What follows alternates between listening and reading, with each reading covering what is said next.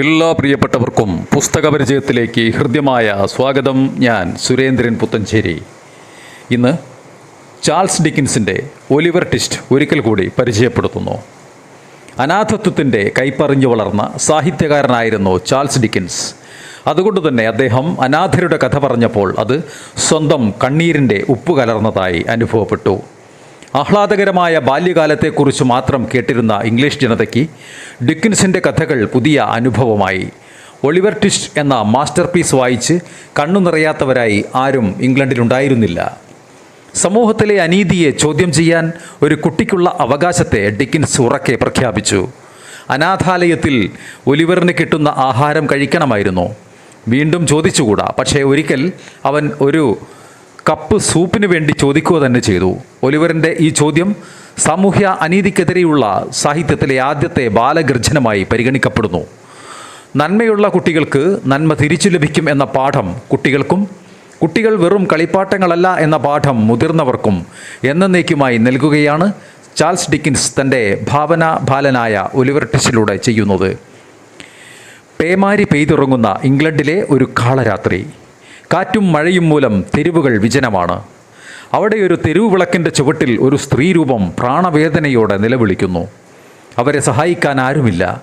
വളരെ നേരം കഴിഞ്ഞ് അതുവഴി വന്ന വഴിപോക്കർ ആ സ്ത്രീയെ അടുത്തുള്ള ഒരു അഗതി മന്ദിരത്തിൽ എത്തിച്ചു. അവർ ഗർഭിണിയായിരുന്നു. അധികം താമസിയാതെ ഒരു ആൺകുഞ്ഞിനെ അവർ പ്രസവിച്ചു. ആ സ്ത്രീ ഉടൻ തന്നെ അന്ത്യശ്വാസം വലിക്കുകയും ചെയ്തു. അവൾ ആരെന്നാരും അറിഞ്ഞില്ല. ആ ആൺകുഞ്ഞിന് അനാഥാലയത്തിൻ്റെ നടത്തിപ്പുകാർ ഒലിവർ ട്വിസ്റ്റ് എന്ന പേര് ലഭിച്ചു. അനാഥാലയം നടത്തിയിരുന്ന മിസ് മാൻ എന്ന സ്ത്രീ ക്രൂരയായിരുന്നു. വിവിധ മാർഗങ്ങളിൽ അനാഥർക്ക് വരുന്ന സഹായങ്ങൾ തട്ടിയെടുത്ത് ജീവിക്കാൻ മാത്രമായിരുന്നു ആ സ്ത്രീ ആ സ്ഥാപനം നടത്തിയിരുന്നത്. കുട്ടികൾക്ക് കിട്ടുന്ന ഭക്ഷണം കൊണ്ട് തൃപ്തിപ്പെട്ടുകൊള്ളണം.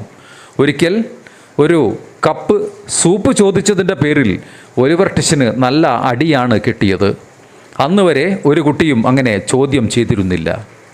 9 വയസ്സായാൽ കുട്ടികൾ എന്തെങ്കിലും തൊഴിൽ ചെയ്യണം. ഒലിവറിനെ ശവപ്പെട്ടി നിർമ്മാണം പഠിപ്പിക്കാനാണ് അവർ അയച്ചത്. അവിടുത്തെ മേൽനോട്ടക്കാരൻ നോവ ആയിരുന്നു. അയാളൊരു വൃത്തികെട്ട മനുഷ്യനായിരുന്നു. തെറി പറഞ്ഞുകൊണ്ടിരിക്കും എപ്പോഴും. ഒരിക്കൽ ഒലിവറിനും കിട്ടി തെറി അഭിഷേകം. ഒലിവർ ഒരു തള്ളും വെച്ചു കൊടുത്തു അയാളെ. നോവ ചക്ക വെട്ടിയിട്ട പോലെ താഴെ വീണു. അതിനും പുതിരെ തല്ല് കിട്ടിയെന്ന് പറയണ്ടല്ലോ. അന്ന് രാത്രി ഒലിവർ ട്വിസ്റ്റ് അവിടെ നിന്നും ഒളിച്ചോടി. ഒലിവർ ലണ്ടനിലെ ചേരിയിലെത്തി. ദുർഗന്ധം നിറഞ്ഞ പ്രദേശം. അവിടെ അവന് കൂട്ടുകാരെയും കിട്ടി. ജാക്ക്, ചാർലി എന്നിവർ.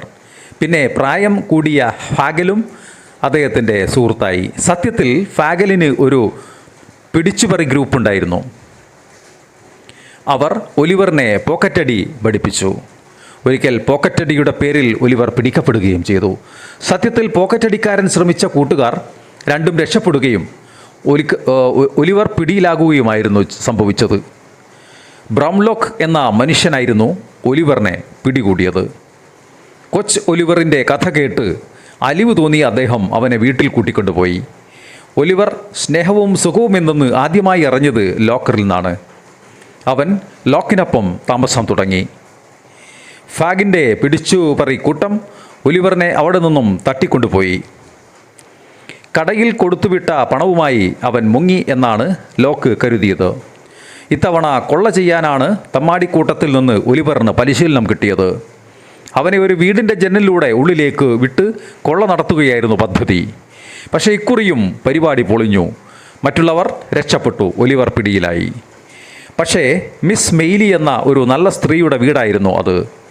ഒലിവറിൻ്റെ കഥ കേട്ട് മനസ്സലിഞ്ഞ അവർ അവനെ പോലീസിൽ ഏൽപ്പിക്കാതെ സ്വന്തം വീട്ടിൽ വളർത്തി. റോസ് എന്ന ഒരു അനാഥ യുവതിയും അവിടെ വളരുന്നുണ്ടായിരുന്നു. ഒലിവറിനെ പോക്കറ്റടിക്ക് പിടിച്ച് കുറച്ചുനാൾ സംരക്ഷിച്ച ബ്രംലോക്കിനെ ഇപ്പോഴത്തെ വളർത്തമ്മ മിസ് മൊയ്ലി ബന്ധപ്പെടുകയും തമ്മാടികൾ ഒലിവറിനെ തട്ടിക്കൊണ്ടുപോയ കഥ അറിയിക്കുകയും ചെയ്തു. ഇതിനിടെ ഒലിവർ വളർന്ന അനാഥാലയത്തിലെ ഒരു നോട്ടക്കാരി മരണശയ്യയിലായി. ഒലിവറുടെ അമ്മ മരിക്കും മുമ്പ് അവരെ ഏൽപ്പിച്ച ചില ആഭരണങ്ങളുടെ കാര്യം ചുമതലപ്പെട്ടവരെ പറഞ്ഞേൽപ്പിച്ച് അവർ അന്ത്യശ്വാസം വലിച്ചു. ആ ആഭരണങ്ങളിലൊന്ന് ഒരു ലോക്കറ്റായിരുന്നു. അതിൽ ആഗ്നസ് എന്ന് എഴുതിയിരുന്നു. ഈ ഘട്ടത്തിലാണ് ഒലിവറിനെതിരെ പുതിയ ഒരു കഥാപാത്രം പ്രത്യക്ഷപ്പെടുന്നത്. മാങ്സ് എന്നാണ് അയാളുടെ പേര്. പിടിച്ചുപറിക്കാരൻ ഫാഗലുമായൊത്ത് ഒലിവറിനെ വീണ്ടും തട്ടിയെടുക്കാൻ അയാൾ ആലോചിച്ചു. തെമ്മാടിക്കൂട്ടത്തിൽ അംഗമായ ജാക്കിൻ്റെ കാമുകി നാൻസി എന്ന പെൺകുട്ടി ഈ കഥ രഹസ്യമായി ഒലിവറുടെ വളർത്തമ്മയെ അറിയിച്ചു. ഇതിൻ്റെ പേരിൽ ജാക്ക് കാമുകിയെ തല്ലി. അടികൊണ്ട് തല പിളർന്ന് അവൾ മരിച്ചുപോയി. അതുകണ്ട് തകർന്നുപോയ ജാക്ക് ഭ്രാന്തനെ പോലെ അലഞ്ഞു. വിവരങ്ങൾ സൂക്ഷ്മമായി അന്വേഷിച്ചു കൊണ്ടിരുന്ന ബ്രംലോക്ക് ഒലിവറിനെ പോക്കറ്റടി സംഘത്തിൽ നിന്നും ആദ്യം രക്ഷിച്ച ആ മനുഷ്യൻ മങ്സ് എന്ന ഒലിവറിൻ്റെ പുതിയ ശത്രുവിനെ പിടികൂടി. അതോടെ കഥയുടെ ചുരുൾ നിവർന്നു. ഒലിവറിൻ്റെ അച്ഛൻ 2 വിവാഹം കഴിച്ചിരുന്നു. ആദ്യ ഭാര്യയുടെ പുത്രനാണ് മങ്സ്. രണ്ടാം ഭാര്യ ആഗ്നസിൻ്റെ പുത്രൻ ഒലിവർ. പിതാവിൻ്റെ മരണപത്രപ്രകാരം സ്വത്തിൻ്റെ 3/4 പങ്കും ഒലിവറിനാണെന്ന് അറിഞ്ഞതിനാലാണ് മങ്സ് അവനെ ഇല്ലാതാക്കാൻ ശ്രമിച്ചത്. ഇതിനിടെ ആഗ്നസ് എന്നെഴുതിയ ലോക്കറ്റ് അനാഥാലയത്തിൽ നിന്നും കൈവശപ്പെടുത്തി അവസാനത്തെ തെളിവും മാങ്സ് നശിപ്പിച്ചിരുന്നു. ഒലിവറിനോടൊപ്പം മിസ് മേലിയുടെ വളർത്തുമകളായി കഴിയുന്ന റോസ് ഒലിവറുടെ സ്വന്തം ഇളയമ്മയാണെന്നും വെളിപ്പെട്ടു. കാര്യങ്ങൾ കലങ്ങിത്തെളിഞ്ഞു. പിടിച്ചുപറിക്കാരൻ ഫാഗലിനെ കോടതി തൂക്കിക്കൊന്നു. മറ്റു കുറ്റവാളികളും ശിക്ഷിക്കപ്പെട്ടു. ഒലിവർ സ്കൂളിൽ പോയി തുടങ്ങി. പഠിച്ച് നല്ലവനായി അവൻ പുതിയ ഒരു മനുഷ്യനായി. അതെ, ഒരു പുതിയ പ്രഭാതം. പ്രിയപ്പെട്ടവരെ, ഈ കഥ ഇവിടെ അവസാനിക്കുന്നു. എല്ലാവർക്കും നന്ദി.